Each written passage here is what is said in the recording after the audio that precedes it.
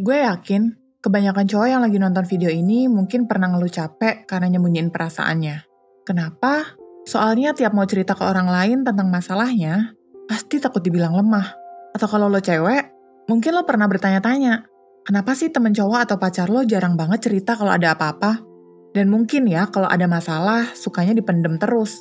Atau ngilang, atau melakukan hal lain alih-alih menceritakan masalahnya. Well, gue nggak kaget sih sama masalah ini. Kenapa gue nggak kaget? Soalnya ini masalah klasik banget dan sering ditemuin di sesi konsultasi 1%. Ada kalanya cowok-cowok yang susah buat curhat ini datang konsultasi setelah masalahnya udah gede dan terlalu lama dipendem. Bahkan gak jarang juga mereka bilang, "Kak, bingung mau ceritanya gimana?" Atau, "Kak, ini pertama kali gue cerita masalah ini ke orang lain." Terus, kenapa kebanyakan cowok yang sebenarnya juga butuh buat nyampein emosi, malah malu buat curhat dan nyeritain masalahnya? Kalau lo penasaran, simak sampai habis ya video ini.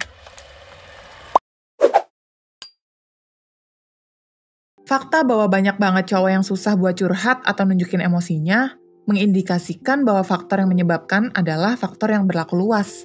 Faktor ini bukan hanya terjadi di sebagian individu aja. Faktor yang paling banyak diteliti terkait fenomena ini adalah toxic masculinity, alias norma-norma tentang gimana seharusnya cowok berperilaku yang sayangnya bisa berbahaya buat mereka sendiri dan orang sekitar. Biar lebih kebayang nih, gue mau ngajak kalian buat balik ke masa kecil. Ingat gak sih dulu kalau misalnya ada anak cowok yang mau nangis, apa yang bakal dilakukan sama orang tuanya? Pasti kebanyakan mungkin malah ditanya, "Cowok kok nangis?" Yang justru bikin mereka tambah pengen nangis. Dan pas nangis malah diceramain lagi. Abis itu mungkin bakal diakhiri dengan pernyataan, "Cowok gak boleh nangis tahu, jangan lemah ah." Ya ini kenyataan yang sering dihadapi sama banyak cowok di seluruh dunia. Mereka dituntut buat punya karakter emosi yang 24/7/365 hari selalu stabil. Mereka dituntut harus logis dan gak boleh sensitif sama perasaan. Belum lagi harus mandiri dan gak boleh minta bantuan orang lain. Menariknya, penelitian menunjukkan bahwa tuntutan yang kayak gini ke cowok bikin mereka jadi gak seekspresif cewek secara verbal sejak usia 2 tahun. Dan ketika menginjak usia 6 tahun, raut wajah cowok mulai jadi gak seekspresif cewek. Sekilas kayaknya gak masalah ya kalau cowok dituntut buat punya karakter yang maskulin gitu. Tapi nih, ternyata karakter itu kadang dibawanya terlalu berlebihan. Seolah-olah cowok tuh kalau curhat atau sedih bakal kelihatan lemah. Emang iya ya? Kalau lo pernah ingat ada salah satu lagu yang terkenal banget nih dulu. Liriknya kayak gini. Aku bukanlah Superman, aku juga bisa nangis. Well, bahkan Superman aja bisa nangis. Susah ya hidup di masyarakat yang selalu menuntut cowok buat kuat setiap saat. Boro-boro cowok mau curhat, nunjukin emosi negatif kayak sedih, kecewa, atau kesel aja nggak akan mau. Semua itu karena didikan yang mereka dapatkan. Didikan itu selalu menggambarkan bahwa emosi itu lemah dan cuma buat cewek aja.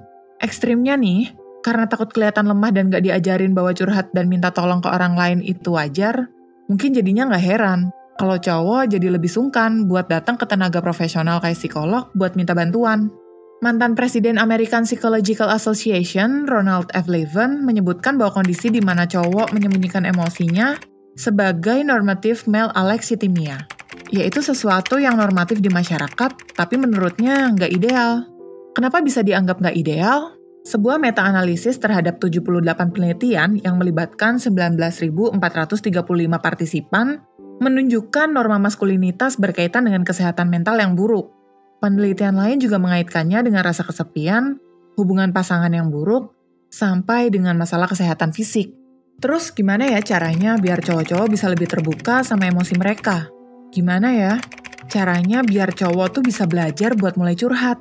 Jawabannya adalah mulai dari diri sendiri dulu aja. Pelan-pelan aja, karena mungkin bakal agak sulit sih buat mengubah kebiasaan dan didikan yang udah ada. Nggak apa-apa kalau mau tetap kelihatan maskulin, tapi tetap ingat batasannya ya. Ingat bahwa kita tuh nggak sempurna, dan kadang perasaan kita juga bisa terluka.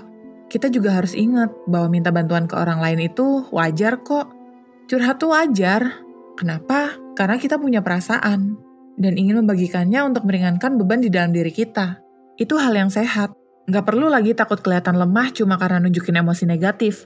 Superman aja bisa nangis. Dan nggak ada tuh yang bilang Superman lemah. Yang perlu jadi catatan, mungkin lo perlu pastiin bahwa tempat lo curhat itu emang bisa bikin lo ngerasa nyaman. Tempat curhat yang nyaman tuh yang kayak gimana sih? Coba deh cek video 1% yang satu ini. Kalau lo emang bingung mau curhat ke siapa, mungkin lo bisa minta tolong sama profesional. Ke mentor atau psikolog 1% misalnya. Bisa cek di description box ya buat info layanan konsultasi 1%. Selain ngebantu diri sendiri, lo juga bisa mulai bantu orang lain. Mulai sekarang, kalau ada temen yang punya masalah, mau itu cewek atau cowok, ajak dia buat cerita ya. Kasih support juga ke mereka, jangan malah diketawain kalau mereka lagi sedih atau nangis. Yakin deh, cowok bakal lebih terbuka sama emosinya kalau semua orang bisa menormalisasi emosi negatif. Kayak klub Jaksel Ambyar yang suka teriak-teriak bareng pas lagi nyanyi lagu galau. Sumpah, banyak banget usaha yang bisa kita lakukan. Bahkan bisa lewat pekerjaan. Misalnya kalau kalian musisi, bisa loh jadi musisi sukses kayak almarhum Didi Kempot yang menyampaikan pesan bahwa cowok tuh bisa juga lemah ketika patah hati dan gak perlu malu buat mencurahkan perasaannya. Gue Adi Badari 1%, thank you.